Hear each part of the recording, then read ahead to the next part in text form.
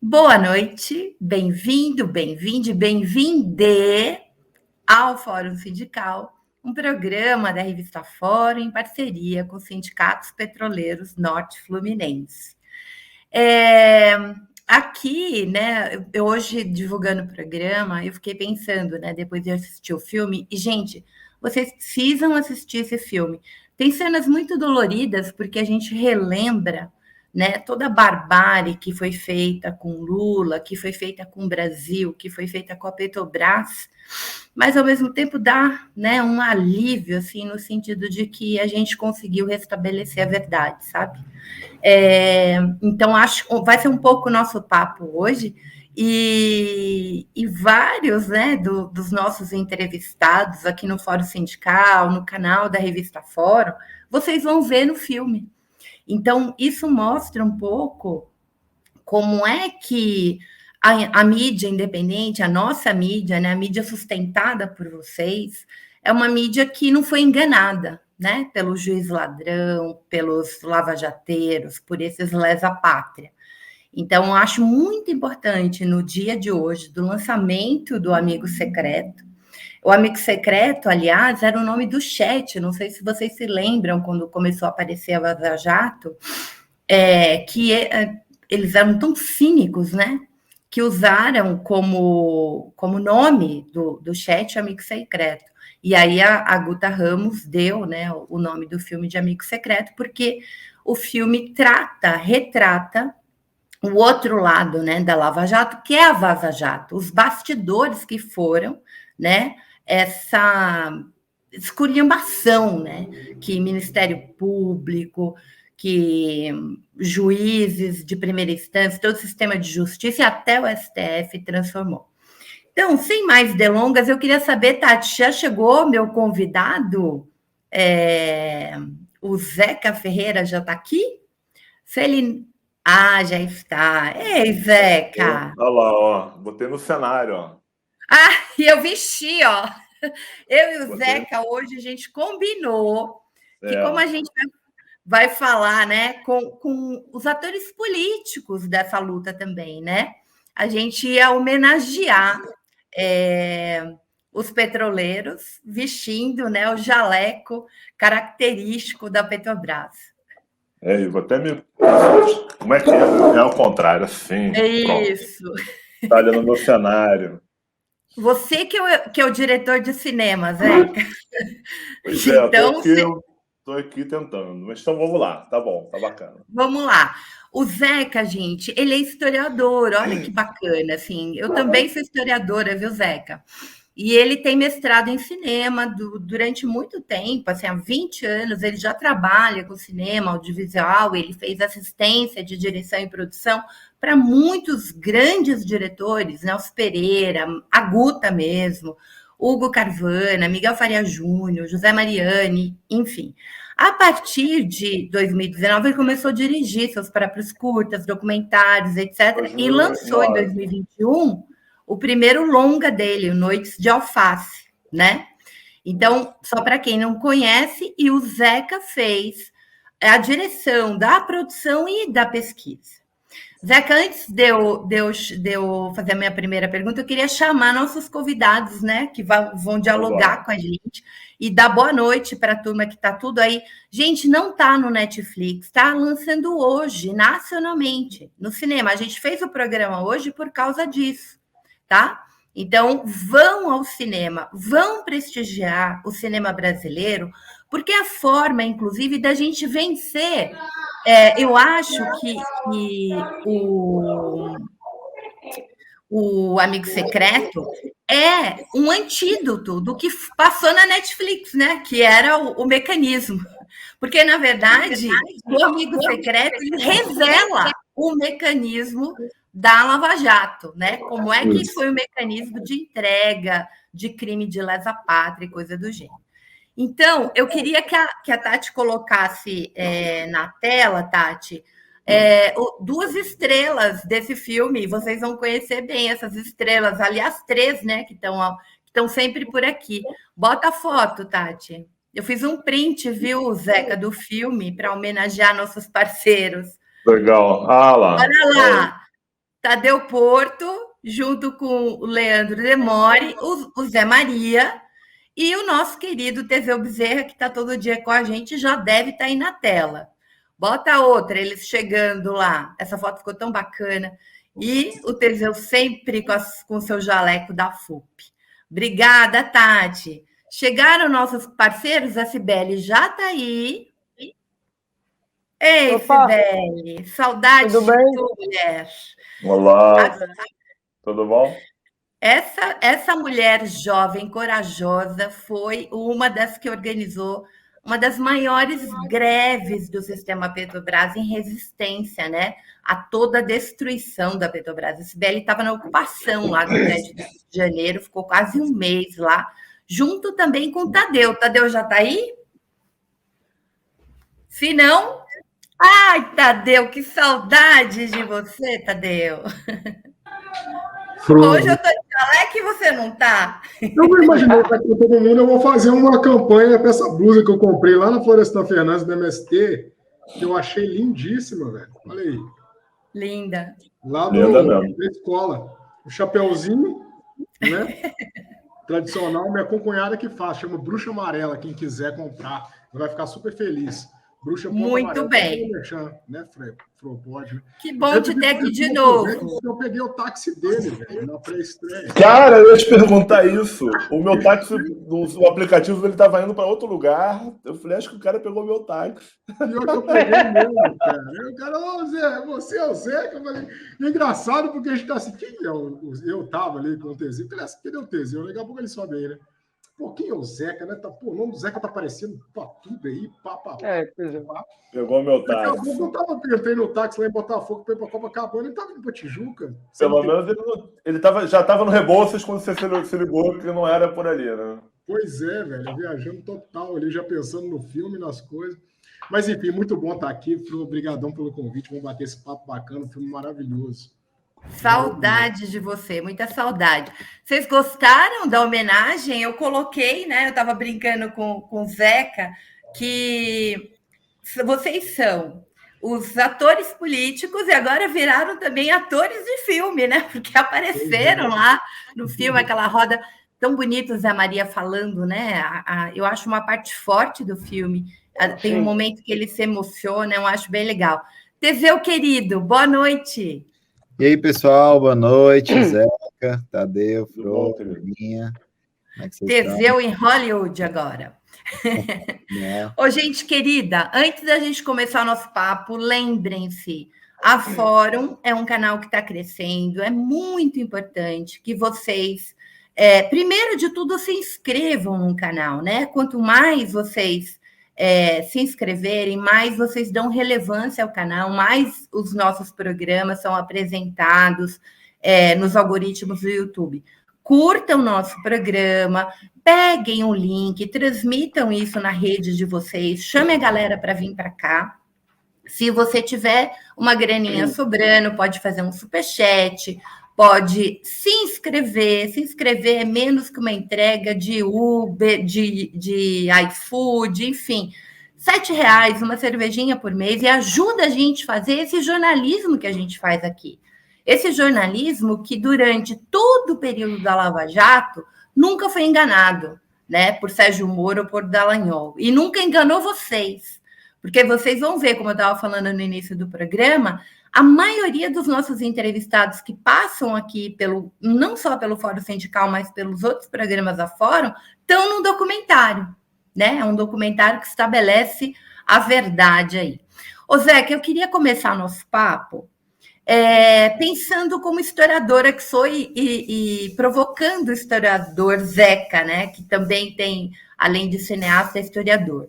Do lado do crime, né, de lesa pátria praticado pelo Moro, pelo Dallagnol, estava a mídia mercado, a justiça, né, com o STF, com tudo, os golpistas, porque se a gente pensar, esse filme, ele poderia, né, se a gente pudesse voltar ao tempo, ele, na verdade, numa cronologia, ele entraria antes do Processo da Guta, que é outro filme, né, porque é ele que vai ajudar a voltar. Antes e depois, né? Exato, porque a gente consegue enxergar esse enredo, né? Estavam os golpistas, estavam os privateiros, né? Mas a gente sabe que a história é um terreno de conflito, né? Então a gente teve os sujeitos históricos da resistência estão aqui. Tadeu Porto, Teseu, Cibeles, a Maria, David, quer dizer, os petroleiros organizados que sabiam que isso era um ataque à nossa soberania, né? A gente teve a nossa mídia independente, os movimentos populares, os sindicatos, os advogados juristas em defesa do Estado de Direito. Quer dizer, desde 2014 a gente denunciava que o alvo era Lula, porque o Lula era um presidente, era um político que defendeu a soberania nacional. Então, na verdade, o alvo era a Petrobras, o alvo era nossas riquezas, né? Então, o golpe vem para se apropriar, né, do que a gente tem, enfim, das nossas empresas estratégicas. A gente está vendo aí todo o horror depois com Bolsonaro. Então, eu queria... você que viveu a Lava Jato, como todos nós, né? Viu o peso que ela significou para a destruição da nossa economia, para a destruição do próprio sistema judiciário, do Estado de Direito, né, da eleição desse fascista. Nesse curto espaço de tempo, também viu a Vaza Jato. E como é que ela transformou esse herói, né, esses heróis midiáticos, tanto Sérgio Moro como a Força Tarefa, Dallagnol, em pó. O Sérgio Moro hoje, né, o que é o Sérgio Moro, gente? Então, eu queria que vocês comentassem um pouco, assim, deste olhar de historiador, como é que vocês traduzem, e junto com a Guta, traz isso para o Amigo Secreto. Porque eu acho que, primeiro, você fez uma pesquisa impressionante, tinha coisas ali que eu não tinha visto, e a maneira como isso foi organizado, né? E dá um sentido para quem foi tão bombardeado com esse apelo midiático, né? Você traz e dá sentido a isso junto com a Guta. Queria eu te ouvir um pouquinho sobre isso. E aí eu abro a roda para os nossos companheiros. Tá bom. Bom, em primeiro lugar, dizer que é um prazer estar aqui. Vocês me ouvem bem? Então, beleza. Dizer que é um prazer enorme estar aqui, realmente, falando com... Admiro muito vocês, assim, admiro muito a luta de vocês, admiro muito a FUP. E acho que vocês têm um papel muito importante, tanto na resistência que a gente teve que fazer, como na reconstrução que a gente vai ter que fazer também. Eu ia dizer a partir de outubro, mas é a partir de agora. A gente já está começando a fazer. Cara, são muitas coisas, não sei nem por onde começar. Assim, é muito assunto. Vou tentar só lançar algumas bolas aqui e a gente segue conversando. Eu acho, você falou aí no começo bastante sobre tem uma mídia combativa, uma mídia independente que nunca caiu no papo da Lava Jato e tal. Eu acho que essa talvez seja uma primeira questão, assim, que eu acho que está muito forte no filme, e está muito forte desde o projeto do filme. Que é o seguinte, o filme rende homenagem, claro, a todo mundo que fez a Vaza Jato, né? Muito especialmente ao Leandro, né? E toda a equipe que ele comandava. Na verdade, o Leandro estava à frente de uma equipe de jovens aguerridos ali do Intercept, e as meninas do El País que estão no filme, que também tem mais gente que elas, mas elas representando e tal. E é claro que o filme rende todas as homenagens, e a gente segue rendendo todas as homenagens a eles. Eu não tenho a menor dúvida que a Vaza Jato está na história do jornalismo. Não tem como entrar numa faculdade de jornalismo no Brasil a partir de hoje, talvez até no mundo, sem olhar para a Vaza Jato. Ela é um caso muito importante. Ela ouso dizer que ela mudou a história do país. Então, assim, quero abrir falando dessa importância, mas aí, assim, então, assim, só para deixar isso bem claro, mas aí a gente tem uma saia justa. Que, assim, a despeito dessa importância, embora a Vaza tenha essa importância muito grande, gente, o fato é que, assim, muitos, eu não vou dizer todos, porque a Vaza Jato revela muita coisa que ninguém sabia, que a gente não sabia, mas do ponto de vista jurídico, né, muitos dos abusos, das ilegalidades cometidos pela Lava Jato já estavam escancarados. Né? Quer dizer, a gente não precisava da Vaza Jato para saber. Claro que a Vaza Jato trouxe mais elementos, isso é inegável, traz muitos mais elementos, e ela escancara. Né? Quando você vê aquelas pessoas falando aquelas coisas, não dá mais para fingir que não está vendo, porque está vendo, as pessoas estavam. Né? Então, assim, tem uma saia justa que a gente vai ter que lidar. A imprensa brasileira vai ter que lidar com isso. Quem trabalha está lidando no dia a dia das redações e tal, assim como o executivo lá do Odebrecht sofreu pressões e tal, eu imagino que não foi uma redação de um grande jornal durante a Lava Jato, entendeu? Então, por que isso? Porque aquilo ali estava muito claro, né? Assim como o impeachment por pedalada fiscal da Dilma Rousseff é uma brincadeira, sabe? Eu costumo dizer que a partir dali nenhum contrato no Brasil tem mais efeito, assim, nada vale mais no Brasil. Se você consegue, por uma vontade política ali de umas pessoas, derrubar uma presidente criando um artifício daquele, você nada mais, palavra nenhuma mais tem valor. Então, assim, eu acho que essa é uma questão que está aí quicando, entendeu? Que o filme deixa quicando e que vai ter que ser pensada, né? O Brasil vai ter que pensar nisso, né? Por que a gente deixou acontecer, né? Por que se deixou acontecer, né? A gente conversou com vários advogados, né, para fazer o filme, e muita gente que inclusive atuou, né, na defesa de réus da Lava Jato, tal, e que falavam isso, falavam assim, não, a gente tinha uma linha. Só que quando chegava no Jornal Nacional à noite, você tinha 15 minutos para a linha da promotoria e a gente não tinha voz, não tinha espaço. Então era uma versão desacreditada, né? Tem alguém, eu acho que se não me engano, é o Pedro Serrano, né? Não está no filme, mas se não me engano é ele, tenho quase certeza que falou para a gente isso. Falou assim, não, eu ia para a Europa, não sei se é para a Espanha, que ele dá aula, ele tem uma relação lá com a universidade na Europa, e falou, cara, a gente ia para lá em 2016, não me lembro exatamente que ano, falou, cara, era massacrado, quando a gente defendia que as coisas não eram como estava se vendendo. Porque era um massacre tão grande, era uma produção de uma verdade, entre aspas, tão massiva, que aquilo meio que tomou conta, né? E o que a gente está vendo hoje é um pouco esse pêndulo voltar, né? Esse pêndulo está voltando, como você falou, a verdade está sendo restabelecida, né? Por mais que claro que tudo tenha versões, que é como você falou, a história é um campo do conflito, e é mesmo, existem as versões, mas, cara, na boa, a Terra é redonda, né, gente? Existem os fatos, assim, você não pode fazer um processo como foi feito para prender o Lula, prender um ex-presidente, tirar ele da corrida, sabe? Baseado em nada, né? Você não pode. E Zeca, você fez uma coisa, vocês dois, né? Eu falo você porque você estava na produção e na pesquisa, mas também a Guta, claro, que era diretora, que eu acho fundamental, que era uma coisa que a gente sempre discutia quando entrevistava o Serrano, ou o Fernando Augusto Fernandes, ou o Cacá, enfim, toda a galera do Prerrogativas passou por aqui, que é essa coisa do jornalismo midiático, mercado, que é megafone do mercado.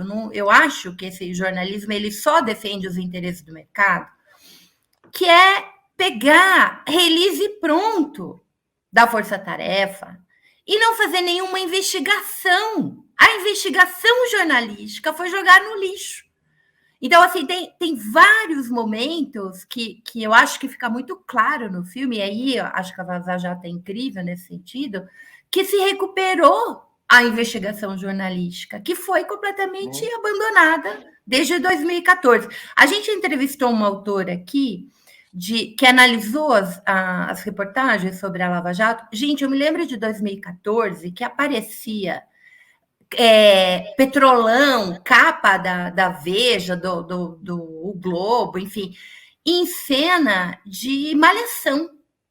E ficava assim na banca do jornal a cena, sabe?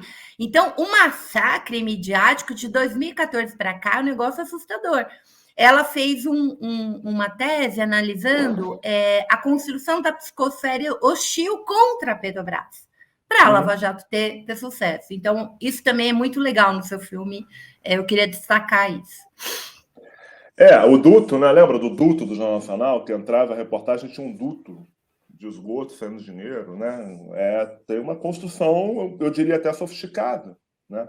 Sofisticada. E aí é isso, né? Eu fico me perguntando como é que eles vão lidar agora com esse filme. Agora o filme está aí, gente. O filme está aí, lidem com ele, né? Eu acho curioso, hoje eu não vi.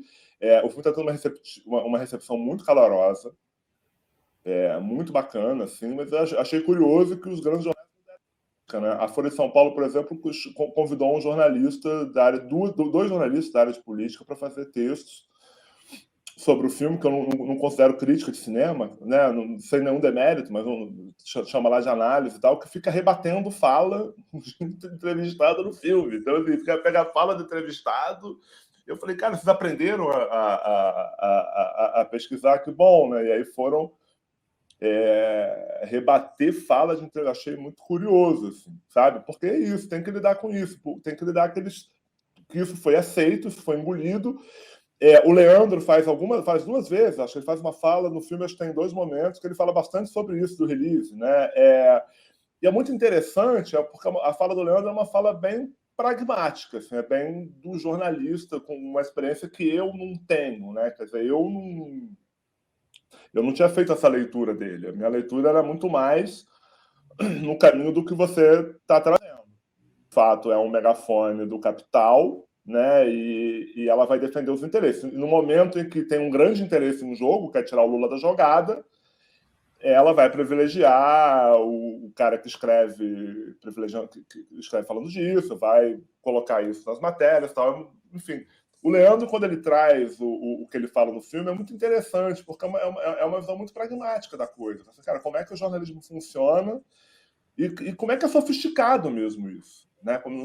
Não por acaso o Moro estudou lá, não que o Moro seja alguém sofisticado, mas ele estudou lá, né, a mãos limpas e usa a mídia e tal para fazer isso. Uma coisa interessante que você, só para pegar um gancho que você soltou há pouco, né, da figura do Moro, falou o que é o Moro hoje e tal.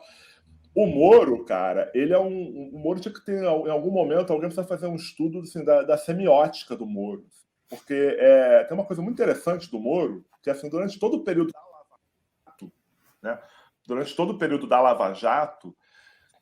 você só via a imagem do Moro, tipo na capa da Veja, na capa do Isto e eram aquelas imagens muito produzidas. O Moro tem aquela cara toda angulosa, então tinha muita sombra, né, aquela cara dele, aquela figura meio Batman da história em quadrinho. Ele era essa figura. Ele era uma figura não muito do mundo real. Ele era de fato uma figura construída e tal.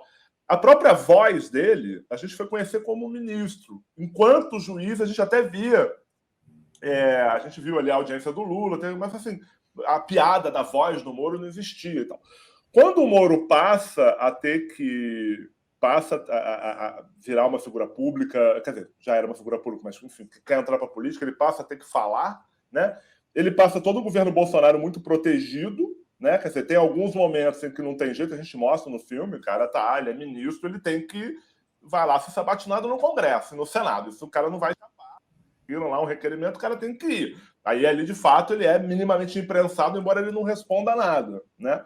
Mas você não via muito o Moro solto falando e tal. Você tem aquela coisa do Pedro Bial, que ele passou aquela vergonha, uma coisa ou tal.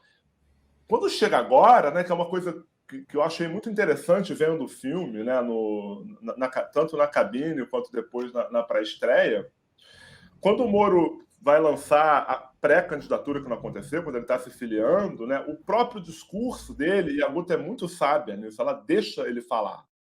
Ela não usa ele, ela não é nunca... Que é muito do cinema dela, né, cara? Deixa esse cara falar, vamos ver o que ele tem a falar, e coloca uma fala super longa, 2 momentos bem longos de fala dele. E aí, nas sessões, as pessoas riem daquilo, porque aquilo é de um patético, assim, sabe? O Moro, ele é uma figura indigente, sabe? Indigente, intelectualmente indigente, a expressão dele é indigente, ele é fraco, né? O que ele conseguiu ser, de fato, foi um articulador, mas com muito poder na mão, né? Mas ele, enfim, ele é uma expressão de uma mediocridade que está aí, entendeu? Ele é uma expressão do... Como é que é aquela palavra? Enfim, do privilégio. Né? Sim, e a Natália Viana faz uma síntese muito boa, mas eu vou parar de dar spoiler e vou colocar meus companheiros aqui na roda. Deixa eu ver, Cibele. Opa! Oi, Flor. Tudo bem? Eu assisti também, eu vi a pré-estreia, só que eu vi em São Paulo. Hoje eu estou no Rio, mas eu estava em São Paulo, cheguei ontem. E gostei muito, viu, Zé? Eu acho que realmente, inclusive eu fui com algumas amigas minhas que não vivem tudo isso como a gente vive, e elas ficaram assim abismadas com o que foi, né? Porque a gente que acompanhou todo o processo, e aí para nós petroleiros, e o filme traz isso, a questão do jaleco, né? A gente foi massacrado. Eu tenho relatos de petroleiros lá de São Paulo que a filha não podia mais ir para o colégio, porque era filha de corrupto, né? Não podia mais ir para a festinha dos amigos, enfim. Então foi uma coisa realmente muito forte para a nossa categoria. Então acho que a gente acabou acompanhando um pouco mais. Mesmo assim, teve alguns petroleiros, que, por incrível que pareça, acabou caindo um pouco nessa, foi uma questão muito intensa, né? Claro. Mas para nós, a gente não precisa falar da mentira que foi a Lava Jato, porque é nítido que ela colocou que todos nós éramos corruptos, e a gente sabia que aquilo não era verdade. Então, uma parte da Lava Jato não verdade, todos nós, como categoria, vivemos muito intensamente.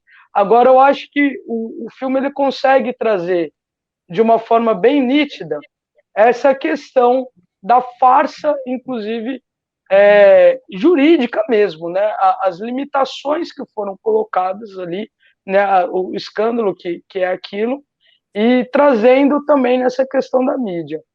Aí, uma questão que fica colocada, né? Eu acho que e que para a gente também sempre discute muito forte isso, o filme traz os impactos que gerou para a economia brasileira, porque o Moro gosta de falar muito, então, resgatei não sei quantos bilhões, né, não sei quanto, isso nunca teve na história do Brasil, mas acho que também nunca teve uma operação que gerou tanto desemprego e tanto desinvestimento e fuga de capital do Brasil como foi a Lava Jato. Então, acho que esse caminho foi um caminho que também é bem significativo nesse momento que a gente vê o povo sofrendo tanto aí com as subidas de preço, desemprego, e que a Lava Jato tem tudo a ver com isso, né? Então, eu achei importantíssimo esse lado também. E aí, Zé, uma coisa que para mim não ficou tão explícito, e é uma pergunta, uma provocação que eu vou fazer aqui agora, e daí eu acho que não é spoiler, mas talvez é uma questão para ver o filme. Quais interesses que você acha que estava por trás disso tudo, né? Porque o filme retrata o que aconteceu, o impacto do que aconteceu, mas e aí? Por que será que isso tudo aconteceu? É a pergunta de $1 milhão, né? Essa é a pergunta de $1 milhão. E eu não sei responder, não. O filme... Não é que o filme sugere, não. O filme aponta possibilidade. Ele traz algumas leituras disso, né?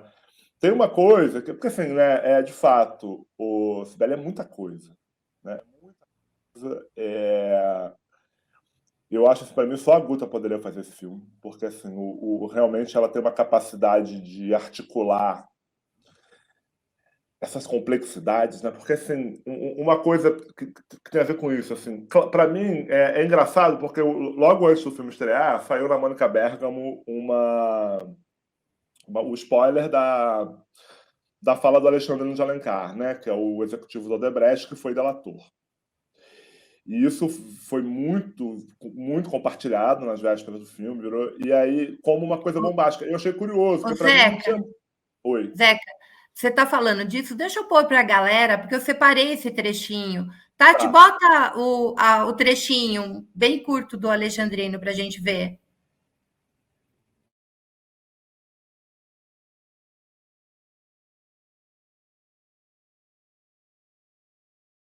Você não falou o suficiente.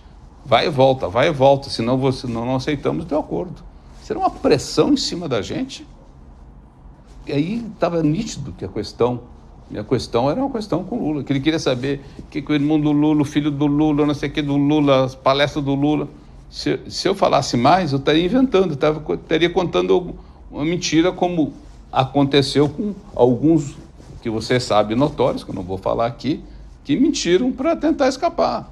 Não, eu contei a verdade. Eu cheguei ao limite da minha verdade. Né? Nesse trecho aí, tem uma continuidade, gente, que ele fala de um outro delator, né, que ganhou a delação premiada, que a grana tinha ido para o Aécio Neves. E que daí mandaram o cara embora, assim, tipo, não tem nem registro disso. Porque era sobre doação eleitoral, né? E aí tinha um cara que tinha cuidado das doações do Aécio, que tinha sido meio do mesmo valor e tal. Mas o que eu queria falar, só para. Olha isso, quer dizer, embora tenha tido essa super divulgação da história, que para o filme é ótimo, né? Por ser a primeira fala pública de uma pessoa que fez delação e tal, não acho que tem nenhuma grande novidade. Mesmo a grande mídia já tinha dado que a OAS foi pressionada e teve a delação lá, o Léo Pinheiro negada 2 vezes, tal. Isso já se conhecia. Né? Tem coisas que não tem como não dar. Isso já se conhecia. Claro que é impactante ver o cara falando, é importante. E é um gol da Guta do filme e tal. Mas o filme não é um filme investigativo no sentido de que ele está procurando grandes revelações que ainda não foram, que ninguém sabe, então ela conseguiu. A Guta nem vai muito atrás disso. Ele é um filme muito mais analítico. Assim, eu acho que num certo sentido, é muito parecido com o Processo. Né? O Processo, assim, cara, como é que eu vou explicar uma coisa que foi empacotada, que todo mundo comprou e que ninguém sabe o que é a pedalada fiscal? Então ela falou, então, cara, calma aí, eu quero entender o que é. Vai lá, me explica aí. Ela faz um filme assim. Né? Esse filme também, vamos tentar desmembrar o que a Lava Jato construiu, como é que foi e tal, né? Então ela não traz, ela não. Você fala, ficou faltando isso, você acha que não é muito. Não é muito o caminho que a Guta escolheu, não é muito o caminho do cinema dela, ir buscar essa grande revelação. Mas acho que o filme aponta para alguns lugares. Então, assim, estou tentando responder e fugindo um pouco da pergunta, eu acho. Mas, assim, por exemplo, uma questão que eu acho que tem tudo a ver com o que você está falando, né? Que para mim é super. É uma outra pergunta de $1 milhão. A Lava Jato começa, como eles falam que começa, de fato, quer dizer, ela é uma investigação que, sem querer, pegou um negócio aqui que juntou e começou a puxar um fio, ou a Lava Jato ela é preparada, né? Ela sabe? Porque não é possível, sabe? Rapidamente você já consegue manobrar para puxar tudo para Curitiba, né? Enfrentando o Supremo Tribunal Federal, enfrentando o Teresa Vaz, você consegue fazer botar tudo no fora de Curitiba, como se o Moro fosse o juiz que tudo julgasse de corrupção no Brasil. Você consegue fazer isso. E aí, assim, tem lá no filme, nisso que você falou da Natália. A Natália fala de uma coisa inacreditável. A Lava Jato começa em 2014. Como assim, em 2015, já tem 17 americanos aqui fazendo reunião com advogados de executivos e de diretores da Petrobras, negociando delações lá fora e já negociando multa? Cara, não deu tempo ainda de você criar essa expertise, né? Não deu tempo, desculpa, é muito estranho. A outra coisa é assim, tem coisas que o filme só lança ali, mas são questões que os historiadores, os historiadores do futuro, espero que se dediquem a isso, que é assim, a Lava Jato é a maior operação de combate à corrupção da história do Brasil, da história do universo. Será que ela é? Eu não sei se ela é. A corrupção que a Lava Jato revela, e ela de fato revela corrupção, ela é do tamanho que eles dizem que revela? Porque da forma não é. Da forma que eles dizem que não é. Né? Isso é uma longa discussão. A recuperação... E aí, então, vamos lá. Primeiro, assim, o tamanho dessa corrupção. Isso eu gostaria de saber melhor. Né? Tem um advogado que conversou com a gente que falou isso, que o Moro escreveu um artigo, acho que do Estado de São Paulo, lá no começo da Lava Jato, falando que a Lava Jato, não sei se era em Abreu e Lima, alguma refinaria, que ela conseguiu desvendar um esquema de, sei lá, não sei quantos bilhões de reais. E aí ele falou isso para a gente, que eles entraram com uma petição. Falou, então vamos investigar isso, se é isso mesmo, vamos apurar. Como é que fala? Fazer uma auditoria desse valor que o Moro não aceitou, entendeu? Não tem. A gente não sabe exatamente. Assim, eu, na pesquisa, vi muito material da Lava Jato. Assim, eu vi muitos e muitos depoimentos para o Moro, depoimentos de gente da Petrobras, depoimentos de empreiteiros e tal. E é bem impressionante essa manipulação de números assim que se faz, sabe? Então, eu acho que é muito questionável. Assim, muito do que a Lava Jato, muito do que foi comprado como verdade absoluta, se você for botar na ponta do lápis, é questionável. Né? E sobre os interesses, eu acho que tem isso, né, que eu estou falando, como é que em 2015 já tinha procurador e advogado americano aqui conversando sobre divisão de multa, com procuradores brasileiros. Acho isso inadmissível, eu não preciso dizer que é. Isso é inadmissível, mas eu acho que é inviável nesse curto tempo. Então, me parece que pode sim ter algo mais aí. Né? A gente sabe que tem muito interesse. A gente sabe, por exemplo, que o Golden, em 2013, revelou um esquema de espionagem que o Brasil era o país mais espionado do Cone Sul, da América Latina, ou... Enfim, era um dos mais... Acho que era a Alemanha primeiro, o Brasil segundo, alguma coisa do tipo. Era um dos países mais espionados. E a espionagem era Petrobras e Palácio do Planalto. Imagina uma coisa dessa. Né? Um ano depois, história Lava Jato. Dá o que pensar. Não dá para afirmar, mas dá o que pensar. E, por último, sobre essa coisa também dos números da Lava Jato, da devolução e tal, pô, você pega essa história que é falada ali pela Natália, é uma outra coisa que é muito impressionante. Quer dizer, eles recebem os americanos, eles têm mensagens que mostram isso, uma troca uma troca não oficial de informações, uma troca oficial de informações ali, onde eles abastecem o Departamento de Justiça americano com informações que são estratégicas, informações de investigação feita aqui. Isso é levado para lá, e aí tem uma ação lá, e a Petrobras é condenada a pagar. Então, assim, esse valor que a Petrobras pagou, a gente pode descontar do valor que foi devolvido, já sabe?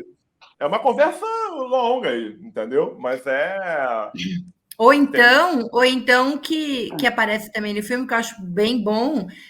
Deixa eu falar antes disso, um recadinho. Ô, Fred, eu acho, e a Guta tem essa política, né, quando ela faz os seus documentários, os sindicatos, vai chegar uma hora que os sindicatos vão conseguir passar os filmes, que ele está dizendo aqui que a gente está dando muito spoiler, e ele na Ilha do Diabo não vai passar. Acho que é a mesma situação de vários municípios fora dos grandes centros. Como é que eu vou ver? Então, assim, geralmente os sindicatos fazem a sessão de cinema para se ter. Isso é uma coisa de interesse nacional, e a Guta tem essa consciência. Então, vai chegar, os sindicatos se organizem e esse filme chega. Então, primeiro isso. Segundo, entrando nessa história, tem vários momentos que eu acho bom também para destruir esse discurso lavajateiro que o Barroso continuava a ter no julgamento do STF, da suspeição do Moro, a gente vê, né? Que é de que a Petrobras recuperou bilhões. O Zé Maria fala, ele faz esse cálculo, e aí eu acho outra coisa incrível, que é vocês darem transparência, tanto na fala de alguns jornalistas que começaram a sacar isso, como na fala dos petroleiros, e no julgamento, quando seleciona a fala do... Meu Deus, como chama o ministro do Supremo lá, que levou os dados do direto? O Lewandowski. Então, assim, eu vou pôr na roda aqui, Zeca, o Teseu, porque eu acho que e o Tadeu, porque eles estudaram muito isso. Eu acho que eles têm muitos dados ainda para nos dar sobre essa falácia, né, que aqueles sem vergonhas, Moro, e, aliás, outra coisa muito legal que tem no filme, gente, desculpa os spoilers, a gente vê a fala do Lula, gente, a fala do Lula quando o Florestan Fernandes Jr. pergunta sobre o neto dele, sobre as perdas, né? E aí ele vai falar da soberania nacional e vai falar do que estava por trás, né? Do interesse, que talvez é a pergunta-chave que a Cibele coloca. Então, o filme ele vai encadeando coisas e vai fazendo a gente enxergar aqueles que ainda não enxergaram, né? O que foi isso? Vem, Teseu! E aí, pessoal? Realmente, o filme, eu fico imaginando, Zeca, quantas milhões de horas vocês tiveram que gastar para conseguir selecionar, porque uma das curiosidades, Fro, eu acho que a conversa que eu, Tadeu e Zé Maria tivemos com o Leandro, ela demorou em torno de 1h30, mais ou menos. Então, quase o tempo do filme todo foi uma das conversas que a equipe teve com uma parte das pessoas, e dessa 1h30 tem que tirar ali 5 minutos para poder embasar e dar sequência lógica ao filme. E que, assim, mesmo com todas, e a gente que acaba sendo muito impactado, né? com a realidade desastrosa da Lava Jato, né? E impactado é a vida real dura mesmo aqui, no que tange o desemprego, a fome, muitos trabalhadores, o impacto é inestimável, o tamanho do impacto da Lava Jato, porque apesar de o próprio INEP, né, e o próprio Lewandowski usou o INEP, que é o nosso instituto aqui de estudos da FUP, para embasar o voto dele, e a gente estima ali a perda e tal, e tem algumas coisas que não dá para contabilizar. Por exemplo, as opções que eles fizeram de fazer delações premiadas ao invés de fazer acordos de leniência, foram feitos acordos de leniência? Foram devolvidos alguns bilhões em cima dos acordos de leniência? Foram. Mas, majoritariamente, a Lava Jato queria usar a delação premiada para falar aquilo que foi falado no... Mas e aí, o Lula? E o filho do Lula? E a sobrinha do Lula? E o neto do Lula? Então, assim, o objetivo principal não era investigar a corrupção, era acabar com o projeto da esquerda, não é nem do PT, mas o projeto de desenvolvimento social da esquerda. Esse, para mim, era o objetivo central da Operação Lava Jato. Era tirar e estipar de vez qualquer projeto da esquerda dentro do Brasil. Tentaram ali em 2014, levaram porrada na eleição presidencial, a Dilma foi reeleita, porém foi impossível governar. As forças que estavam por trás ali, desde a eleição do Cunha na Câmara de Deputados e toda a sequência que foi, né, em seguida, elas foram assim absurdamente fortes. E essa opção que foi dada de fazer majoritariamente acordos de delação premiada ao invés de acordo de leniência, paralisou, por exemplo, obras que estavam em andamento de refinarias, de dutos, de terminais, de plataformas. Quanto que o governo brasileiro deixou de arrecadar, por exemplo, com atrasos que foram feitos nas obras? Quanto a Petrobras deixou de gerar emprego com a paralisação das obras? Quanto que os municípios e os estados perderam de royalties? Então, isso tudo é inestimável e não vai voltar. Não vai voltar. Quem governava à época teve que governar numa realidade muito mais dura. Então, eles foram colocando ali para que também o governo Dilma desse errado a partir dos bloqueios que eram feitos, porque você bloqueando a empresa, você aumentava o desemprego, você gerava ali uma massa de pessoas à margem da sociedade, então você desmontava toda uma indústria que estava sendo feita, estava sendo feita, não, estava consolidada no Brasil, que o Brasil passou a ser novamente, a partir das obras que a Petrobras contratou e o conteúdo nacional, um dos maiores países produzidos plataformas e sondas de novo. E hoje não, hoje volta a ser aquilo que o Fernando Henrique projetou no passado, que era ser um mero comprador de produtos de fora. Então, assim, o impacto ele é muito grande. Na verdade, né, aproveitar aqui e pedir para que as pessoas vão lá assistir, né? Eu vi algumas pessoas comentando, não, no feriado ficou ruim, tinham poucas pessoas na sala e tal. Eu tô indo aqui, a gente sabe também que não é dado prioridade para o filme nas salas de cinema, é uma dificuldade, é um filme que vai de confronto forte com o projeto da direita e a própria o Sérgio Moro e o Bolsonaro, e o bolsonarismo, né, naturalmente, que ainda impera nos meios ricos do Brasil. Então, é um desafio, eu acredito que para o Zeca, para a Silvia, para toda a galera da Vitrine também, que é a distribuidora do filme. É um desafio até colocar esse filme nas salas de cinema, porque a gente sabe que tem muita gente que não quer, que não vai aceitar que no seu cinema, que você ali, que é o rico, que está do lado do Bolsonaro, vai passar um filme que vai desmontar a farsa que foi a Lava Jato e o governo Bolsonaro. Então, todo mundo, quem assistiu na pré-estreia, leva os amigos, leva o vizinho, a família, os filhos, os pais, todo mundo tem que ir assistir esse filme. É muito importante para reconstruir a democracia do Brasil. Eu acho que esse capítulo da história ele tem que ser recontado na mídia. Não dá para a gente deixar para trás o que passou, né? E havia até uma cobrança, eu acho que os jornalistas de esquerda não cobraram, os coleguinhas lá da das redações, do grandes jornais, para poder falar essas versões, enfim. E é isso, assim, é uma oportunidade que nós temos de fazer essa disputa mesmo de como a história brasileira será contada. Então, parabenizo o Zeca demais. Naturalmente, a gente que estuda e muito, né, esse assunto, e estudou ao longo dos anos e sofreu, a gente sabe que tinham muito mais coisas para serem contadas, mas a minha pergunta ela vai ser mais de curiosidade, Zeca. Quantas horas que vocês tiveram que ver de entrevistas, de materiais, vocês chegaram a estimar isso, cara? Assim, é impressionante. E eu parabenizo porque ficou realmente uma linha de raciocínio fácil de entender, né? Tá fechado, Zeca, seu microfone.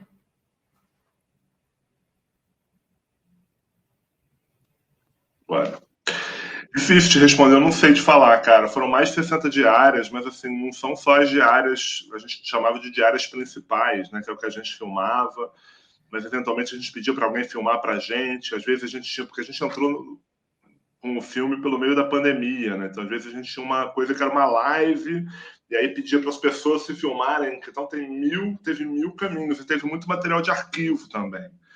Não sei quantificar, não, mas foi muita coisa, assim. E aí é um trabalho, e essa redução e tal, é um trabalho lá, né, muito da Guta com a Karen Ackerman, que é a montadora, que foram reduzindo, e chegando nesse resultado aí. Mas é um trabalho fenomenal, assim, para chegar. A filmagem de vocês, cara, eu tenho a maior alegria, assim, de ver ela no filme, e falei para eles lá na sessão, né? Eu fico muito emocionado com a emoção do Zé Maria.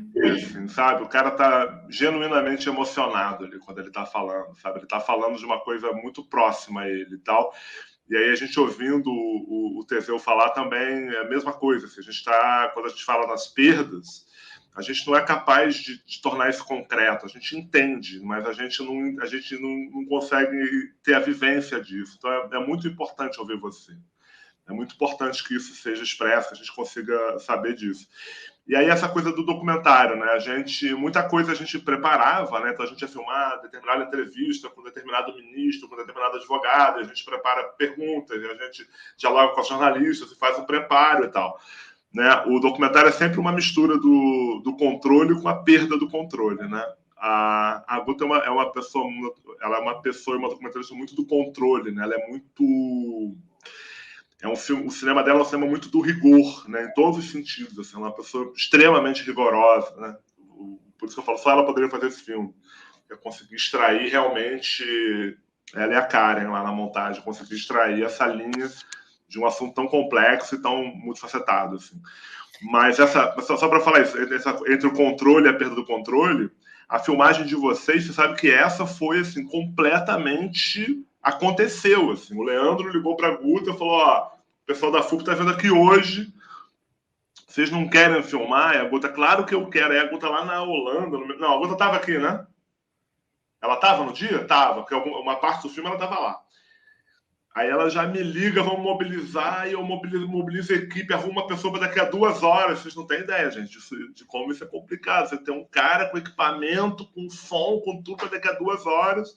E essa cena de vocês foi feita assim. A gente soube muito em cima da hora, não sei se foi no próprio Jonas Verso, foi muito em cima, correu e tal. E a Guta me ligou do set, eu não estava na filmagem, ela me ligou empolgada, quando ela se empolgava muito, ela mandava uma mensagem, eu me ligava e falava assim, isso aqui foi incrível, a gente sabia que isso estava no filme, né? Que isso ia entrar no filme. E realmente é muito forte. Tem uma coisa só que eu queria comentar, e aí eu queria até jogar a bola de novo pro Teseu e pro Tadeu, porque assim, é muito importante de verdade ouvir vocês falando e trazendo esses relatos. Durante o processo de pesquisa, eu acho que eu comentei lá no dia da pré, eu conversei com algumas pessoas aí próximas de vocês, né? Eu conversei lá com o pessoal do Diese, né? Conversei com o Fausto, do Diese, a Guta até teve lá com ele, e tive 2 conversas bem longas com o Clovelmar Caranini, que é aí também do Diese da FUP, né? E ele começou a me contar, cara, não queria parar de ouvir, assim, porque ele começou a me contar, quando você fala assim, é muita coisa, e que a própria pesquisa não dá conta de abarcar tudo, ele começou a me falar do projeto nacional que vem junto. E isso é uma coisa que me impressionou muito, você pensar, né? E no filme tem uma cena muito bonita, eu acho. Assim, eu acho uma das cenas mais fortes do filme é quando o Lula enfrenta o Moro com a questão de Abreu e Lima, que o Moro fala, pô, você foi lá... Tipo assim, quando ele lê que o presidente da República saiu lá do ar-condicionado de Brasília e foi para Abreu e Lima para inaugurar uma pedra fundamental, o cara fala assim, cara... Bicho, foi lá para acertar um roubo, né? Foi lá para acertar uma propina. Imagina um presidente vai lá e o Lula falou que era a coisa mais extraordinária que tinha. Era a primeira refinaria depois de 30 anos e tal. E eu iria de novo, e fui de novo na terraplanagem, e podendo, iria mais uma vez e adoraria ir agora. E aí o Clóvis Omar estava me explicando isso, né? Quer dizer, quando você faz um projeto nacional, quando é a Petrobras, você tem um projeto de desenvolvimento de país. Assim, você escolhe colocar determinadas refinarias em determinados lugares porque tem um projeto de desenvolvimento de toda uma região ali, que precisa disso, né? Seria talvez mais fácil fazer tudo em Cubatão, fazer tudo aqui em Campos, tal, onde tem muita coisa, porque tem petróleo, tem que ter mesmo, mas assim, existe também um projeto nacional que foi parcialmente destruído, né? Então, quando a Sibeli fala quais são os interesses e tal, é isso, né? Para a gente saber desses interesses, a gente tem que saber melhor desse projeto nacional. Que projeto é esse? Ainda mais agora, que a gente voltamos a viver num país, cara, que é todo em torno do Sudeste, que despreza o resto do país, né? Privatizando, né? Que está privatizando várias refinarias e destruindo a Petrobras. O Teseu tocou numa coisa, e você também, nos dados, no saldo do crime de lesa pátria. Porque é um crime, gente, de lesa pátria, e, para mim, Moro, Dallagnol e toda essa corja precisa ser julgado por isso.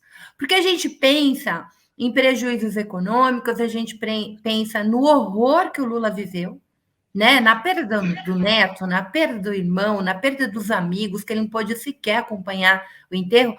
Mas o filme, aliás, vocês fazem uma coisa incrível, porque o filme, gente, termina no 25 de maio. Ou seja, eles acabaram de editar e já está no cinema. É incrível.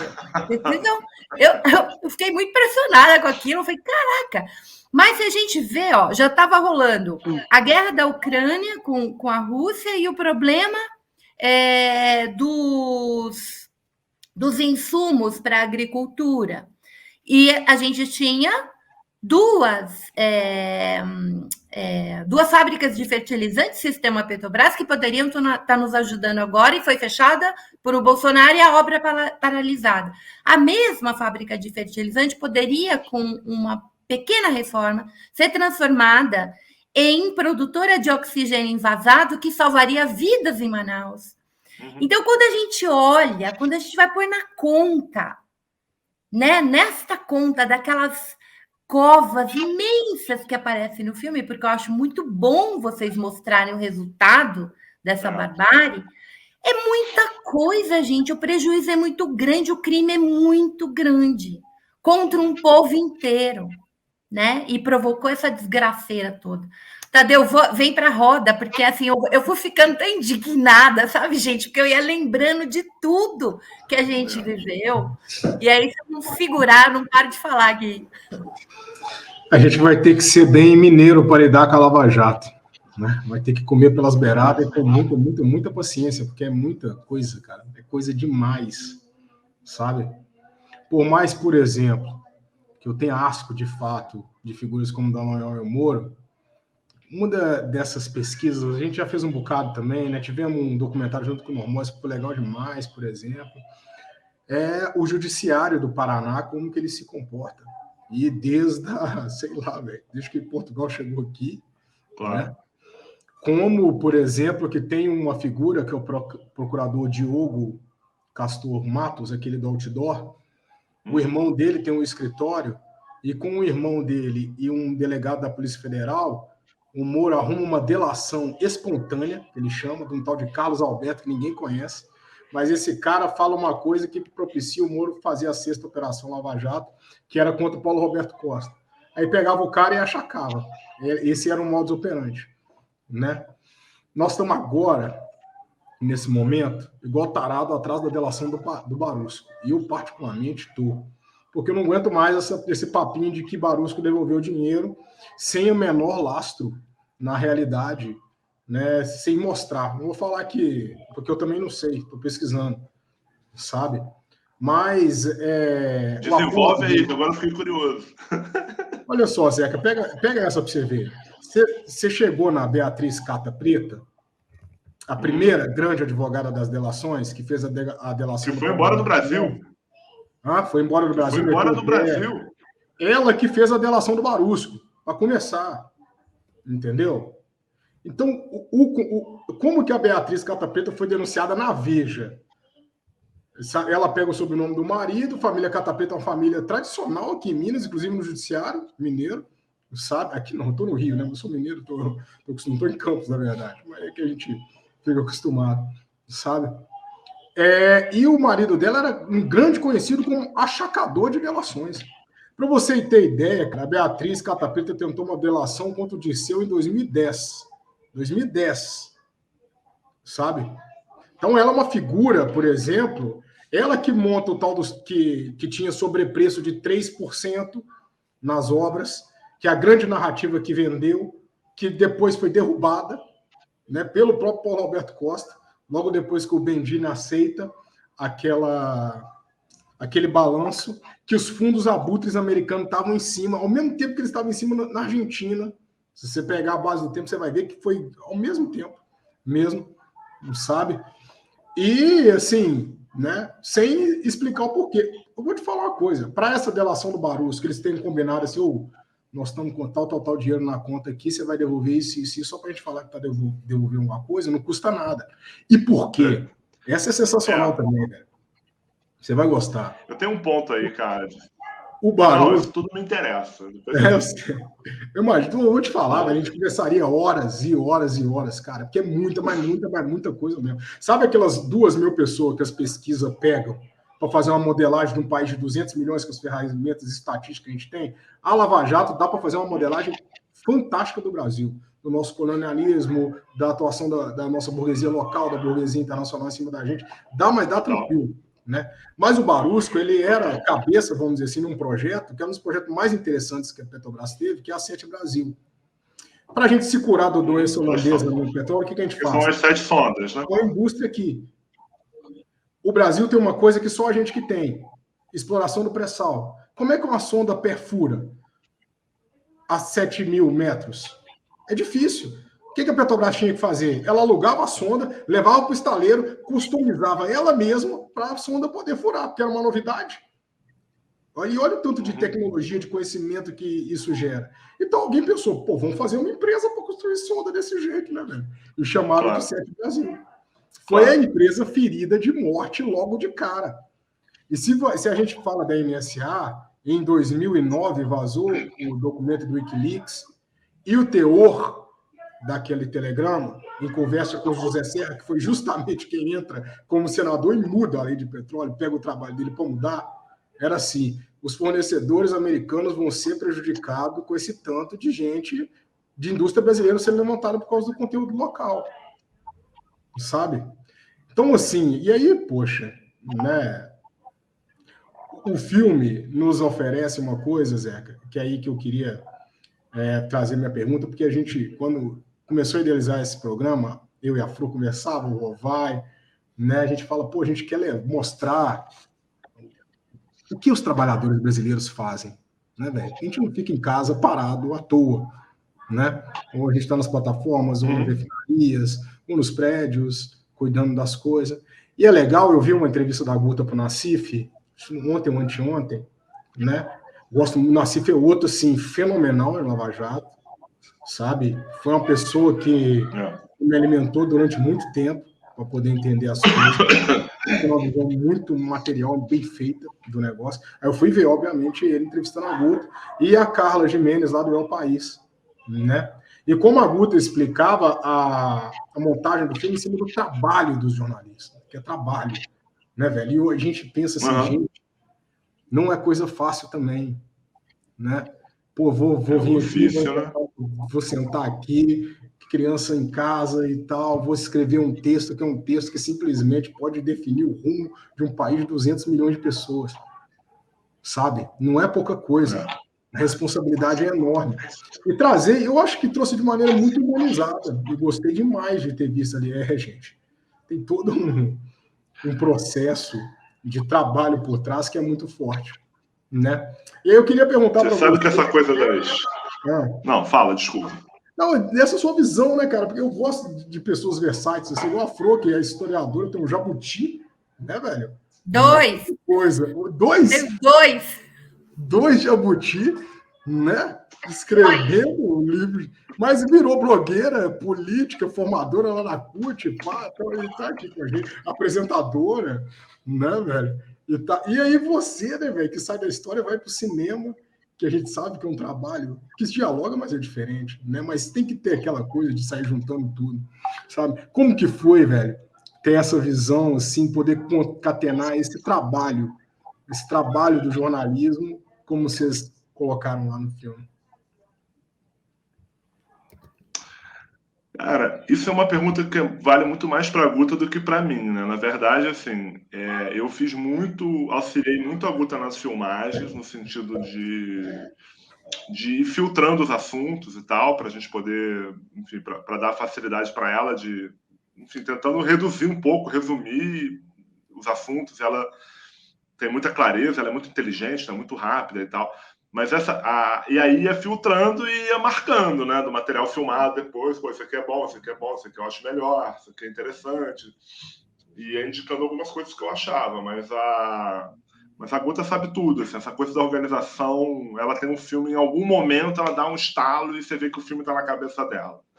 Né? E da Karen, que é a montadora que trabalha com ela há muito tempo, né? Que tem muita harmonia com ela, elas conseguem, enfim, rapidamente achar esse caminho. Rapidamente não, deu muito trabalho achar o caminho, mas conseguiram achar esse caminho. Mas é isso, a minha parte é uma parte anterior, né? Na montagem, que acontece, e às vezes via coisas também que elas faziam, dava palpite e tal, mas era uma coisa mais delas mesmo de montagem. Eu queria falar uma coisa, eu sei que a gente já está aqui apertando o tempo, falar bem rapidinho, só porque eu fiquei meio provocado aqui pelo Tadeu. Essa coisa, eu estava falando com o Leandro Demore, na saída da sessão, que o Leandro estudou lá o Tommaso Busquetta, né? O mafioso italiano, ele tem um livro sobre isso e tal. Tommaso Busquetta, ele foi delator, e a partir da delação dele chegou a 300 pessoas da máfia italiana. Um delator para 300 pessoas, porque ele desenhou todo o esquema, e aí foram atrás das provas e saíram prendendo. A Lava Jato, uma coisa que em algum momento a gente vai ter que entender, a mecânica da Lava Jato, como é que se chegou nisso, é que todo mundo é delator. Né? Então você, claro, chegaram em coisas, em elementos, em provas, algumas e tal, mas você começa a chamar todo mundo para delatar. Qual é o sentido disso? Quer dizer, você amarra todo mundo numa mesma delação e toda delação tem prêmio. Então isso aí que você falou, dos advogados, isso é uma coisa que em algum momento eu espero que alguém vá atrás. Porque se toda delação tem prêmio, né? Então acharam o dinheiro do cara na Suíça, tantos milhões. Mas se você falar que para mim o que a gente precisa, você fica com 20, sei lá. Entendeu? E aí, se você pensar que a delação premiada de todo mundo, ela existiu para pegar o Lula, porque senão não precisaria dela. Por que eles fizeram ela? Para criar uma teia narrativa gigante e botar o Lula no meio dela. A partir do momento que os processos do Lula são anulados, como tinham mais a que ser mesmo, a gente perdeu aquele pagamento todo da delação lá, entendeu? Isso vai entrar como perda da Lava Jato ou não? É uma coisa que eu me pergunto, sabe? Essa indústria de delação premiada é uma coisa que em algum momento espero que alguém vá atrás disso. Eu vou pedir para a Sibeli entrar, a Fran e já outra pessoa cobrou da gente aqui que a gente não deu crédito para o Walter Delgatti, né? Que foi o hacker que admirava a Lava Jato, e aí quando ele hackeia e ele vê a barbárie, ele fala, não, gente, pelo amor de Deus, e é verdade. A gente tem que dar o crédito, porque ele foi bastante corajoso, mas daí, gente, vejam vocês, a lógica, a gente começou nesse programa falando disso. 2014 começou isso, com até... Assim, a gente não está falando só do jornalismo impresso, da internet, ou do horário do Jornal Nacional. A gente está falando de capas e câmera parada numa banca de jornal, numa cena de malhação. Quer dizer, é uma cena de uma programação para adolescente. E aparecia lá, petrolão, petrolão, petrolão. Aí, de repente, vem esse são 1000 horas, né, de gravação, um monte de coisa que tem lá, mas teve pessoas, né, jornalistas como o Leandro, o Demore, a Carla Gimenez, quer dizer, o País e o The Intercept falou, opa, bora olhar isso aqui. Por isso que eu acho que esse filme traz uma coisa muito boa, que ele recoloca a função social do jornalismo, a lente para que a investigação jornalística ela é tão importante como uma investigação séria seria, né, se o Ministério Público não fosse tão partidarizado como ele foi na Operação Lava Jato, né? Então nunca foi sobre corrupção. A gente via isso o tempo inteiro, gente, o Moro abraçado com Aécio Neves, né? O Moro indo virar ministro de Bolsonaro, minha gente, para com isso. Chega uma hora, ficou muito escancarado o negócio. Bom, a gente tem que terminar esse programa às 20, porque agora temos Sinara Menezes no Brocou. Então, vocês continuam com uma coisa boa aqui na Fórum. Eu vou fazer uma rodada bem rápida com a Cibele, depois o Teseu e Tadeu. E eu juro que eu calo a boca, mas eu queria falar mais uma coisa. Que hoje, né, a gente já não tem mais dúvida que o Bruno e o Dom Felipe foram assassinados de forma barbarizante, né? Foram esquartejados, foram incinerados.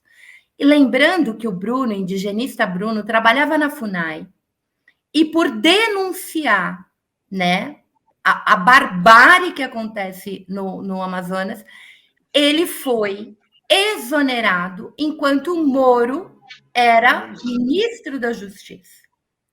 Eu acho que a gente precisa, né? Porque vocês se lembram, gente, o filme traz alguns detalhes, mas a gente lembra da quantidade de perguntas sem noção do Moro, que queria que um presidente do Brasil soubesse de tudo que acontece em todas as empresas públicas mistas, em todos os ministérios, etc.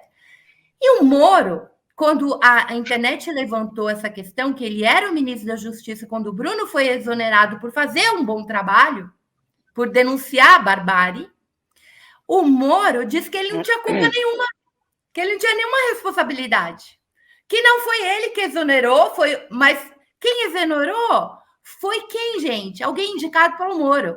Então, a minha pergunta para o Moro e para a sociedade brasileira é: se o Lula é culpado de uma corrupção histórica da Petrobras, o Moro não é?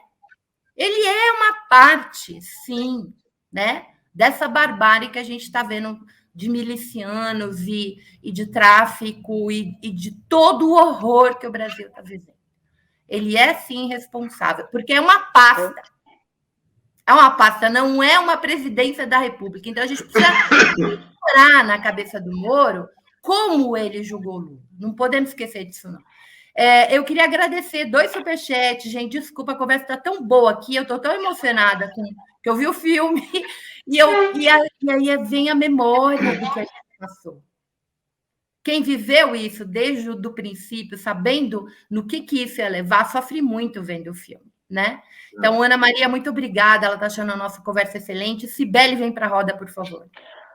Não, Mara, eu acho assim, né? A gente tem que... A provocação que eu fiz no começo, e eu acho bom que o filme não procura responder essa provocação, porque o filme traz elementos para cada um pensar e analisar por conta própria. Eu acho que tá perfeito aí. É que aí que a gente tá no debate sobre o filme, né? Claro. E aí, quando a gente analisa o ano que começou a Lava Jato, que foi uma coisa que Zeca provocou aqui, mas como começou? Foi do jeito que eles falaram? Foi na crise do petróleo. A crise mundial do petróleo. Simplesmente no Brasil não se falou da crise do petróleo de 2014. A Lava Jato, a corrupção que quebrou a Petrobras, sendo que o mundo inteiro estava vivendo uma crise do petróleo. E o que você vê que aconteceu nesse setor pós-Lava Jato, aí ele fala, mas foi a corrupção que quebrou a Petrobras. Ué, mas a Lava Jato investigou corrupção anterior, nos anos glórios da Petrobras. quando os lucros eram ótimos, pagava-se dividendos, o preço era baixo para a população. Então, não faz sentido nenhum falar isso. Agora, a gente vê hoje, concretamente, o que foi o efeito nesse setor. Hoje, o Bolsonaro está falando de fazer novas refinarias, ao mesmo tempo que ele coloca as refinarias que já existem, mantém elas à venda. Por que não se concluiu as refinarias? O Brasil, até 2014, até a Lava Jato, tinha o planejamento de ser autossuficiente em refino. Poderia ter a guerra da Ucrânia, que não voltaria diesel no Brasil, igual a gente está vendo acontecer nesse momento, que pode chegar a uma escassez do produto, porque a gente importa 25% do que a gente consome no Brasil, porque a gente não concluiu as refinarias que foram paradas, as obras, por conta da Lava Jato. Então, se jogou o bebê junto com a água suja. A intenção não era corrupção. A intenção era, sim, como o Teseu colocou, paralisar a economia brasileira por interesses para quem que vai o lucro, para onde vai, com quem que a gente já estava conseguindo competir, a geração de tecnologia do setor. Mas isso é uma provocação, e só para hoje, neste momento, quando a gente pensa no preço que a gente está pagando no diesel, no gás de cozinha e na gasolina, coloque essa conta na Lava Jato também. Muito bom. Do mais, boa noite. Só isso. Queridona, eu vou trazer o Teseu, a Sônia está dizendo, e o Glenn, porque não foi citado? Ele aparece no filme, Sônia, que a gente não quer dar tanto spoiler. A gente quer que vocês vejam o filme, mas ele aparece sim. É interessante que o Glenn ficou mais famoso que o Demore, né? Para a grande mídia, né? Eu não sei já era, né? O Glenn já era uma figura famosa. Sim, né? É verdade. E é estrangeiro, né? Então também dá um up para a mídia vender mais a matéria, né? Mas eu acho que é isso, assim, são muitas pontas ainda soltas, né? E aí esse jaleco que o Zeca tá aí atrás, a gente deu lá na pré-estreia do filme, né? A gente não só presenteou ele, mas como a gente também já deu outro, a gente tinha dado um para a Guta, né? No dia que a gente foi gravar, aí fizemos fotos. Por sinal, eu dei o jaleco que eu estava vestido para ela, que a gente não tinha ido preparado para levar um jaleco para ela, né? Não me contou, tô sabendo agora. Então, eu tirei o jaleco. Olha, eu não tenho jaleco da FUP. Como eu disse para vocês, esse daqui, tá guardado já, Fro. O seu é de brigadista. O seu é de brigadista. Essas listras aí é o pessoal na refinaria, para quando tiver tudo apagado, a refletir. Ou na plataforma, né? Então, meu irmão é petroleiro, né? Então, eu tenho esse orgulho, né? É imenso, é imenso. Eu sempre disse isso, e, né, conheço a vida inteira, ele trabalhou na Petrobras, e tem essa coisa assim, muito forte do compromisso com a defesa da soberania nacional. Então, eu tenho a admiração que eu tenho pela categoria é imensa, imensa, imensa. Quando ele me deu o jaleco, que tinha meu nome e tudo, eu falei, nossa. E eu ando, gente, nas manifestações com isso aqui, a galera pede o jaleco para tirar foto. Sabe, é uma coisa muito bacana isso. Se teve uma época que vocês foram agredidos, atacados por causa desse absurdo que a mídia fez, né? De ataque a uma categoria, a uma empresa que garante, né, de interesses estratégicos. Por outro lado, a gente vê quando as pessoas são conscientes o quanto que elas sabem, né, da importância que se tem de defender a Petrobras e a importância que os petroleiros têm nessa luta. Então, eu já fui em situações assim em Minas, né, com os professores. Chegou uma hora que eu tirei o meu jaleco e ele ficou meio assim, sabe quando você põe um lambe-lambe para a galera tirar foto? Todo mundo colocava o meu jaleco para tirar foto. Então tem o outro lado, que foi o início da nossa conversa com o Zeca, porque eu acho que o historiador ele sempre fica atento a perceber que a história é esse terreno de conflito e o quanto é importante ter a classe trabalhadora organizada para fazer esse contraponto da barbárie que a gente viu, né? Porque a gente viu todo um time agredindo, atacando e destruindo com interesses né, em prol do capital internacional, mas a gente viu também, e nunca tem visibilidade, né? Agora mesmo, com essa história do ICMS, de abaixar o ICMS, que é uma balela, a gente nunca vê, por exemplo, a Globo chamando o David, que é o coordenador-geral da FUP, a Cibele, um TZ, um Tadeu, para falar sobre. Isso vai resolver o problema? Não, eles não têm espaço. Só o mercado tem espaço, né? Só os cabeças de planilha que aquele Sandenberg, que eu fico olhando aquilo e falo, meu Deus, que mundo de Nárnia, né? Como é que os caras inventam essas histórias?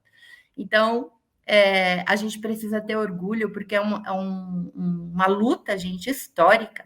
A gente tem a luta pela Petrobras, é uma luta de reais nacionalistas desse país, né? Daqueles que de verdade têm interesse em defender a nossa soberania. Hoje o Azenha estava aqui no Fórum 11h30 e ele alerta sobre isso, e eu acho que a gente precisa ter essa percepção. O ataque à Eletrobras, né, e a privatização da Eletrobras, no momento, e ele recupera o momento da privatização da nossa telefonia, porque vinham os celulares, né, a mudança tecnológica. Então, como é que os caras já se apropriam de toda a nossa rede de telefonia? A mesma coisa está acontecendo agora com a Eletrobras. E não se engane, minha gente, esse monte de fechamento de plantas de carros a combustível, daqui a pouco vem carro elétrico. E a gente não vai ter uma empresa estratégica. Então, assim, como é que se lida com os países que estão na periferia do capitalismo? O Lula o tempo inteiro dizia, é contra a soberania, é contra um projeto popular, né, de defesa de um Brasil de verdade para todos. Então, acho que é importante a gente... Isso confirma, Fro, quando a gente vê a Petrobras, ela era uma empresa de energia, ela tinha parque eólico, termoelétrica, fertilizante, e estava evoluindo para ir construindo. E mais que isso, Teseu, era o lugar da nossa fonte de riqueza para fazer essas mudanças tecnológicas também. Porque a Petrobras, quando começou a ser atacada, era a terceira maior petrolífera do mundo. Foi a oitava maior empresa.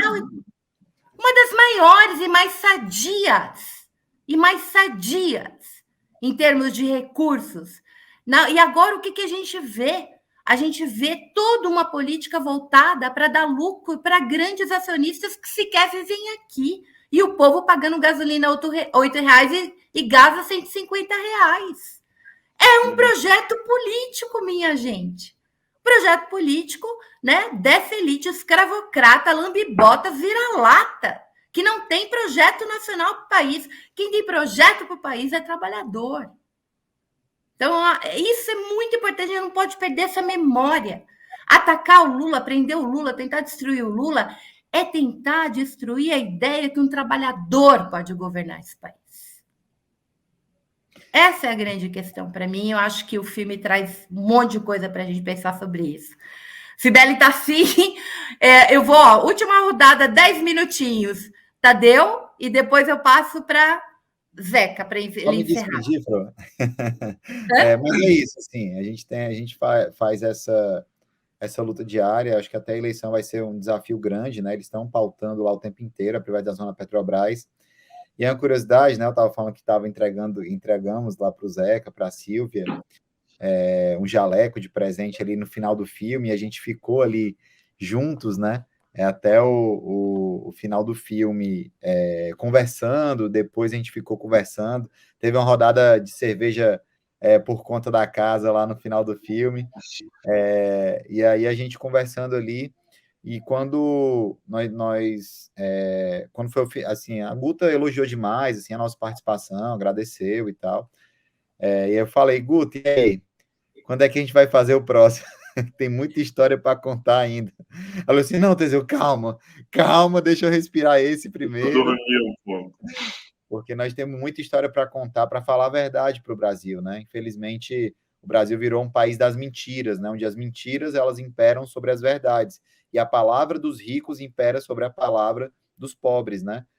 São as narrativas que foram colocadas hoje, né? Então, eu acho que é um pouco isso. A nossa missão é essa, assim, de PetroInf, a FUP, sindicatos da FUP, todos têm esse compromisso de fortalecer, aqui como tem a Fórum Sindical, né, que foi pensada aí pelo Tadeu, o Rovai e você, Fro, e a gente conversou e aprovou aqui na diretoria, naturalmente, mas que, enfim, iniciativas de mostrar a verdade, falar a verdade, ela tem que ser cada vez mais incentivada e a gente está aqui na frente, viu, Zeca? Lembra da gente aí quando for contar uma história que a gente não só tem história para contar, como também tem como ajudar. Maravilha. E parabéns mais uma vez, e vão assistir, meu povo. Vão assistir o filme, pelo amor de Deus, é muito importante assistir esse filme. Teseu, e eu encerro com o Zeca. E peço desculpa, gente, porque eu falei demais mesmo hoje. Peço muita desculpa. Minha mediação foi horrível hoje. Então, eu queria falar assim, em primeiro lugar, assim, falar que eu aprendi demais aqui de novo hoje, assim, eu acho demais, assim, eu tenho muito respeito por vocês, assim, eu acho que, cara, assim, sem brincadeira, me dá vontade até de acreditar de novo no Brasil, assim, porque a nossa única saída é pela classe trabalhadora, assim, eu nunca tive dúvida e conversando com vocês eu tenho menos dúvida ainda. Aí eu queria só pedir licença, um amigo que já está chateado, teve muito spoiler, mas eu vou ser obrigado a dar um último, só para coroar isso, de falar deles, que na participação dessa galera aí no filme, né, dos dois que estão aqui, do Tadeu, Teseu e Zé Maria, representando a Cibele, representando todo mundo muito bem representados, na conversa deles com o Demore tem muito isso, assim, pô, a gente estava sozinho, e aí quando começa a sair aquilo, vocês começam a soltar as matérias, e a gente ficava ansioso pela próxima matéria, e aí a gente pensava, a gente não tá maluco, a gente não tá sozinho e tal. E aí eu, pensando agora, ouvindo vocês falando, e, assim, e a qualidade da fala de vocês, assim, o quanto ela é embasada, o quanto ela traz de elemento que eu não conhecia, e olha que eu estudei o assunto, e ainda estudo, eu fico meio que pensando isso, tentando voltar no tempo, na Lava Jato, e pensar como é que vocês ficaram de fora, né? Quer dizer, a Lava Jato não ouviu vocês, né? Eu não tinha... Tudo isso que está sendo falado aqui, peraí, gente, mas isso aqui está causando isso aqui.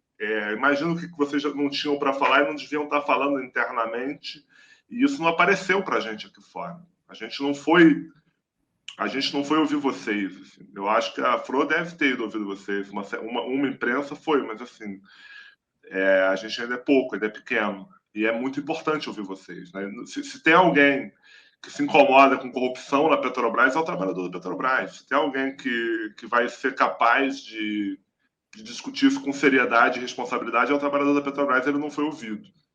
Então, só para falar isso, que eu estou muito feliz de estar aqui e de estar aprendendo tanto. Obrigado. A gente que te agradece. Tadeu, você vai encerrar o nosso Fórum Sindical. Tadeu começou comigo esse programa e agora está eu e Teseu na parceria. A gente está com saudade dele. Nós vamos dar as honras para você fazer esse encerramento. Não precisa, a gente pode voltar para o Zeca depois. Eu queria só contar uma coisa de bastidor, que eu acho que talvez ele vai ficar feliz, até porque me deixou curioso, cara, esse negócio do que ele falou do controle versus o não controle, né? Porque me parece, mas eu não tenho elemento para falar, uma coisa meio intuitiva, que essa é a grande dialética da vida mesmo, né, velho? Tipo, a tese e a antítese que ficam casando aí o tempo todo, sabe? Eu vejo na física, na filosofia, na matemática, sempre essas duas forças se confrontando, em Oceano de Solidão, na literatura, em tudo que é local, né? E eu, de alguma maneira, acompanhei, né, velho, a história do Demore com o Zé. Eles estavam numa live, se não aqui na Fórum, no GGN, aí o Demore falou com o Zé, pô, podia chegar um jaleco aí para mim também, né? O Zé, não, pode deixar, Demore, que a gente vai mandar. E não mandou, né, velho, que a gente pega e esquece mesmo, inclusive o Rovai me cobrou dele hoje, que eu tô prometendo, tem uns 3 anos. Foi mal, e viu, Rovai, eu vou arrumar um jeito, sabe? E aí o Demore mandou um tweet pra gente da FUP, né? Eu tô na comunicação agora, e aí, gente, não vai chegar, não? Aí eu falei, caramba, Zé, manda uma mensagem pro Demore depois aí, para lembrar do jaleco dele. E acabou que a vida fez esse encontro casar no momento que tinha que acontecer, porque de alguma maneira, não sei como, o Zé aparece no nosso grupo depois. Inclusive a Maria Augusta do processo vai chegar para filmar a gente. Eu falei, que isso? Não interessa, velho. E foi assim mesmo, uma coisa meio, muito aleatória, mas que se a gente pegar a história do Brasil, talvez nem vai ser tão aleatória assim. Isso deve ser uma parceria. Bonito, né? Isso deve ser uma parceria do Demore no roteiro, porque ele deve ter falado para ela, ó, o pessoal da FUP aqui, porque eu lembro que ela me ligou empolgada. Pô, o pessoal da FUP vai levar um jaleco pro Leandro, vamos filmar. E aí a gente teve que levantar uma filmagem da hora para outra. Mas o Leandro deve ter sacado que a cena era boa e a Guta comprou porque ela não é boba, né? Fomos nós. E é isso, né? Quer dizer, essa conjunção de coisas e tal botou a voz do trabalhador dentro do filme, né? E é isso que eu tô falando, que é muito importante ter essa voz de vocês no filme. A gente realmente, o filme seria muito menor se não tivesse. E aí, só falar mais uma coisa, eu vi que a pessoa cobrou o Delgatti, está todo mundo cobrando a Guta do Delgatti. Cara, o Delgatti, certamente, o que ele fez é muito importante para o Brasil. Acho que você não tem a menor dúvida, mas ele é o que ele... Não ele, né? Também, mas o que ele fez e como ele fez, e as motivações dele, a forma que eu já vi em entrevistas e tal, imagino eu que seja um filme... Peça um filme à parte. Nosso filme ele era anterior a Vaza Jato e posterior a Vaza Jato. Ela entra, a Operação Spoofing entra na televisão, no filme e tal, mas a gente não tinha muito como sair desse nosso caminho. Não seria esse filme. Mas que temos o maior reconhecimento do mundo e achamos que esse filme tem que ser feito. Espero que por alguém que seja capaz de fazer um bom filme. Eu espero que seja por vocês, pela Guta, enfim, eu espero, porque a gente vai ter outro filmaço e dá para fazer uma trilogia, pelo menos, né? Com Processo, com Amigo Secreto, e eu não sei que nome vocês podem dar para isso, mas a gente vai aguardar. Zeca, a gente te agradece imensamente. A gente já entrevistou alguns diretores aqui e você sempre será bem-vindo, porque uma das coisas também que é importante aqui para o Fórum Sindical, né? A gente não fica no sindicalês, a gente quer também falar de cultura, também falar de arte, porque isso faz parte também da vida, né? Isso forma também o trabalhador, é um processo de formação. Então, você já está pré-convidado para voltar aqui, né, no Fórum Sindical. A gente vai ter muito prazer de conversar com você sobre outros assuntos. Sibeli, quero você mais vezes aqui, né? Sibeli esteve comigo entrevistando a presidenta Dilma, que foi muito bom, Sibeli. Até hoje, aquela entrevista da mulherada, eu juntei uma bancada só de mulheres aqui, Hildegard Angel, Márcia Tiburi, Sinara Menezes, Sibeli, foi lindo de morrer. E a Dilma ficou com a gente quase 3 horas, foi muito incrível. Então, a gente tem essa proposta aqui no Fórum Sindical, né, que é debater assunto sério, debater pauta da classe trabalhadora, mas de uma maneira que a classe trabalhadora entenda que é importante, né, discutir. A gente sai do sindicalês, né, desse mais estereotipado, porque essa galera aí faz um sindicato de luta muito importante. E para mim é um enorme prazer fazer esse projeto junto com vocês. Diga lá, Zé. Rapidinho, só para falar o seguinte, o filme está estreando hoje. Vamos lá, rapidinho. Belo Horizonte, Brasília, Cuiabá, Vitória, São Paulo, Campos dos Goytacazes, São Paulo e Rio Capital, Manaus, Palmas do Tocantins, Balneário Camboriú, Florianópolis, Curitiba, Porto Alegre, Afogados da Engazeira, Aracaju, Fortaleza, Maceió, Natal, Recife, Salvador, São Luís e Teresina. Em todas essas cidades, procura aí na programação do jornal, vai ter algum horário aí. E é bem importante chamar as pessoas para ir na primeira semana, porque aí a gente vai dar uma bombada nesse filme para ele continuar por mais tempo e para ele ir para mais cidades. Exato. Isso que o Zeca falou, gente, é muito importante. Tem que lotar sala de cinema. Convida o amigo, leva a namorada, chama a mãe, sabe? Chama aquele tio do Zap que ficava te enchendo o saco. Vai lá ver, vai no cinema ver. Por quê? Porque isso faz a mesma coisa aqui do canal da Fórum, que a gente fala para vocês, se inscreve, pega o link, porque tudo isso cria o zuzuzu e o filme consegue permanecer mais tempo na sala de cinema. Então, é um apelo, né? Agendem para ir nessa primeira semana. Hoje lança nacionalmente e vocês têm ainda até quinta-feira que vem para dizer o que acharam e vocês vão gostar. Se preparem, porque tem hora que a gente tem vontade de entrar na tela e dar muito soco na cara do Moro, mas, ao mesmo tempo, é muito bom que a gente olha, né? aqueles interrogatórios de 2017, olha para hoje, quem virou Moro, né? É muito bom, também dá um alívio para a gente. Isso. Você ainda quer falar alguma coisa, Zeca? Não, queria agradecer mesmo. É isso. Cibele Amada, Tadeu, Teseu e Zeca e todo mundo que nos acompanha até agora, muitíssimo obrigada. Semana que vem a gente está aqui com a Tereza Campelo, vamos voltar a falar da fome, mas também falar das perspectivas futuras, né? De um governo que tirou o Brasil do mapa da fome e tem muito o que dizer e muito a fazer para recuperar esse país para nós. Beijos imensos, bom feriado e restinho de feriado para todos.